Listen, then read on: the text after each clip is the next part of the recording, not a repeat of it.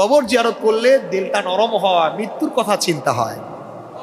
এই জন্য জিয়ারত করবেন, কবরের পাশে দাঁড়িয়ে আল্লাহর কাছে বলবেন, আল্লাহ, সূরা ইখলাস পড়বেন, যে কোনো দরুদ শরীফ পড়বেন, ইখলাস পড়বেন, করে দোয়া করবেন, নিজের জন্য দোয়া করবেন এবং যে কবরবাসী আছে তার জন্য দোয়া করবেন।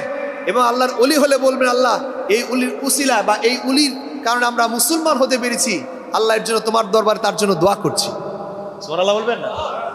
আর এখন দেখেন যে নুরা পাগলা যে কাজটা করছে, সবাই মিলে খুশিতে ভাঙছে, এতে কি হয়েছে? সাধারণ মানুষের ভিতরে খুব বাড়ছে না ভাই? বাড়ছে কিনা জুড়ে বলেন? এটা যদি সব ওলামায়ে কেরাম বসতেন, প্রশাসন নিয়ে বসতেন, বসে বলতেন এই কাবা ঘরের আদলে যে মাজার হয়েছে, মানুষ তো সেরে কি কাজ করবে? অতএব এটাকে ভেঙে দিতে হবে। নর্মাল হয়ে যেত, ভেঙে ফেলতো। কি করলো? সাধারণ কিছু মানুষ, ওলামায়ে কেরাম কিছু, এদের কেমন বুদ্ধি আমি জানি না, ভাঙার কারণে এটা জনপ্রিয়তা আরো বেড়ে গেছে।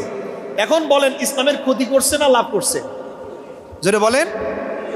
সাধারণ মানুষগুলো এখন একটা বিশ্বাস জমে গেছে, দেখছো 2 সপ্তাহ আগে নুরা পাগলা মারা গেছে, এখন লাশ পচে নাই। বুঝছেন? আপনি চালাচ্ছেন একটা দিকে, শয়তানে মানুষের ব্রেন মস্তিষ্ক দিচ্ছে আরেক দিকে।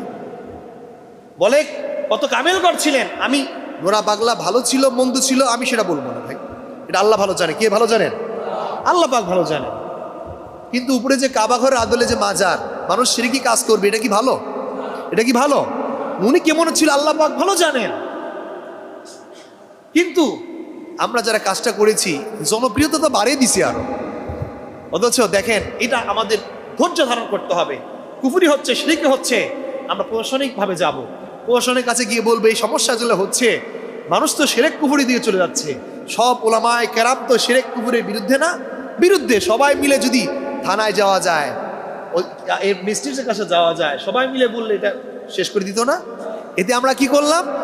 কাউরে আইন না মেনে ভেঙে দিলাম, চুরমার করে দিলাম, আল্লাহ আকবার তাকবীর দিলাম। সাধারণ কিছু মানুষ যারা মাজার ভক্ত সেজদা করে, এদের মনে আরো ঈমান বেড়ে গেছে। দেখছো 2 সপ্তাহ হয়েছে লাশ পচে না। এইসব কাজ আমাদের করা যাবে না। আমাদের যে কোনো সমস্যা প্রশাসনের কাছে যেতে হবে, প্রশাসনের কাছে গিয়ে বলতে হবে, স্যার এই সমস্যা আমরা কিভাবে কি করতে পারি, এটা আমাদের উচিত। কিন্তু আমরা কি করি? প্রশাসনের কাছে না যাই, আমরা মিনিস্ট্রির কাছে না গিয়ে নিজেরা যা ইচ্ছা তাই করে ফেলি। এতে কি হয়? সাধারণ মানুষের ভিতরে ঝগড়াঝাটি বেড়ে যায়।